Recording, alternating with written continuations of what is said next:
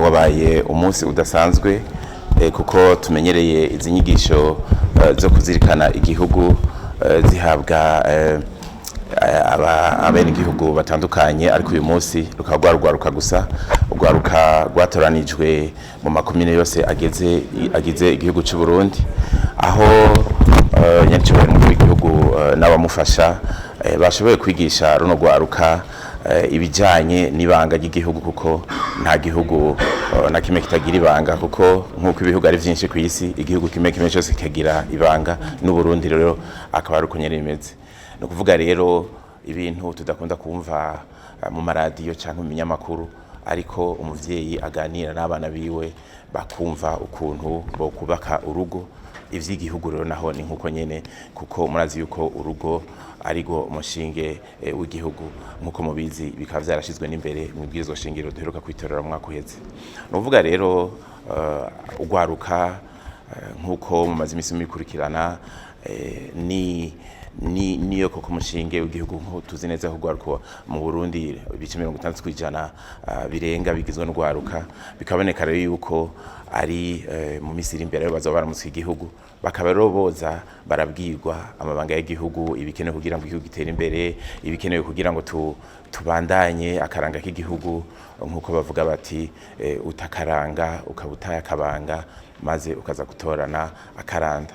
Rero bikaba biboneka yuko indongozi z'igihe zitwararitse ugwaruka, kuko tuvuga tuti niba twebwe turi indongozi uyu munsi tukaba dufise abana n'abuzukuru, mbega abana tuzosiga mu minsi iri imbere ninde azobaraba? Tukaba twibaza rero yuko nyacyubahiro umukuru w'igihugu yabitahuye, akaba yerekanye ibitari bike ugwaruka rw'igihe rushobora gutahura. Ugwaruka rero gwigishijwe yuko igihugu cy'u Burundi ari igihugu cy'amahoro. Murazi yuko turamukanya amahoro, naho haba ari ibintu mu gihe bitameze neza, naho ubaza umuntu agwaye arakubwira ati jewe n'amahoro, naho abavuye gufuba uwiwe akubwira ati n'amahoro. Nukuvuga yuko turi igihugu cy'amahoro kandi tunabigendera, tukaba dufise ibanga tugenderako. Hariho n'ikintu gikomeye c'ijambo, murabizi neza yuko mu Burundi haba imigirwa myinshi. Murazi nk'ivyo gusaba umugeni, murazi nk'ibijanye n'imanza zitandukanye, haba nko gusohora umwana, ivyo byose bigirwa n'ijambo. Hari n'umugani uvuga ati iyo ucikiye burya ubutaye ijambo, kuko uwo munsi nta miryango ibiri ishobora guhura ngo bavugane ibi canke biriya, mukamubizi. Ikindi naco bamenyeshejwe ukuntu igihugu cavutse, nta rushatsi cambara ntama yakigwaniye, ibimenyetso bigize igihugu cacu, yaba ikimenyetso c'intare, yaba ishaka, yaba wanashaka n'ibindi vyose tugendera ku gihugu, tukerekana yuko iki gihugu ari igihugu gifise ibanga.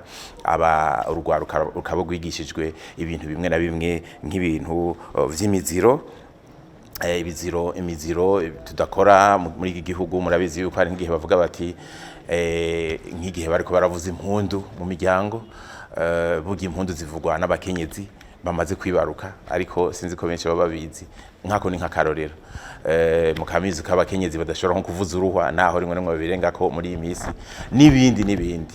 Hanyuma rero nyacyubahiro umukuru w'igihugu afatanije n'umuvugizi wiwe Karegwa Ndenzako bashoboye kwerekana yuko ikindi naco dushira imbere ari Imana. Murabizi neza guhera ku Burundi bw'itu Burundi bwagendeye ku civugo Imana umwami abarundi. Nukuvuga rero nkeje bundi mu mwaka uheze igihe mwabona dutoye bwirizo shingiro rishasha, Imana igashigwa imbere, si ikintu cari gitanguye ejo bundi, ahubwo kwabaye nko gusubiza agateka Imana.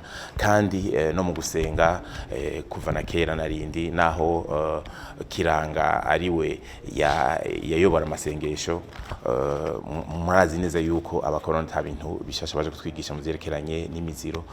Ivyo baje bavuga ko bizira, byaba kwiba, byaba gusambana, ivyo byose vyarabuzwa mu migenzo ikirundi. Muri make rero nyacyubahiro umukuru w'igihugu yeretse ugwaruka rwacu yuko ari ugwaruka rutegerezwa gutahura neza, rukaronka ico bita ubwenge, kuko iyo bagiye mu mashure ico baronka n'ubumenyi, ivyo rero biratandukanye. Ubwenge murabizi neza yuko nka kera basokuruza amasuka barimisha nayo bicurira, amacumu bakoresha mu kugwana nayo bicurira, mugabo n'abaheje za kaminuza ubu ntashobora no gucura n'urushinge. Murumva rero yuko hariho itandukanirizo hagati y'ubumenyi n'ubwenge. Ati rero mwebwe gwaruka mu minsi iri imbere nimwe muzamunamusika iki gihugu, mumenye neza yuko iki gihugu twaramaze kumenya yuko harimwo kiretse amahoro n'umutekano bihari, hariho n'ubutunzi.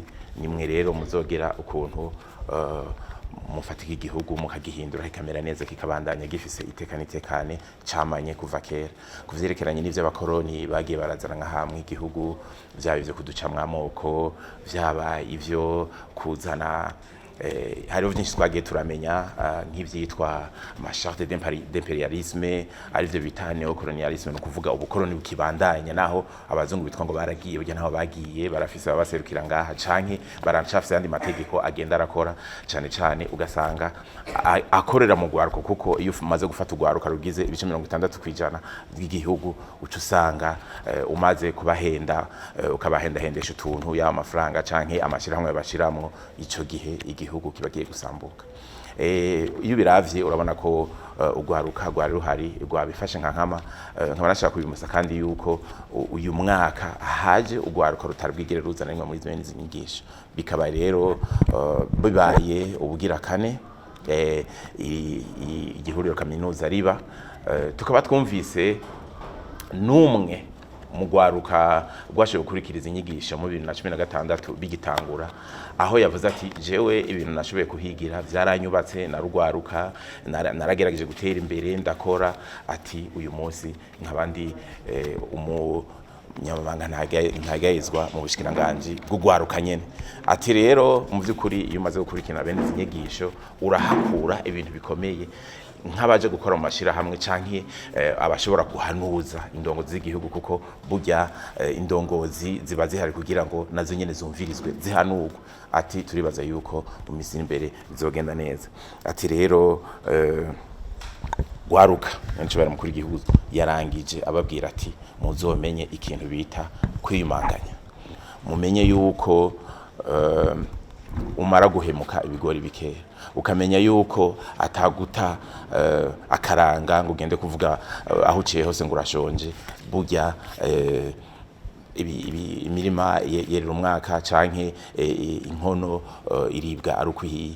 Ati ikindi naco mwozogerageza muzirinde guhemuka, ko mwarabibonye nk'abagiye barahemuka muri za 2014 2015 iyo bahereje, kuko iyo umaze kubiraba urabona yuko ata muntu numwe arahemuka ahemukira igihugu cy'u Burundi ngo agendagize amahoro, kuko naho atawugufata naho utungane butagufata wewe wenyine umutima urumva yuko wagize amakosa ugahemukira bene wanyu.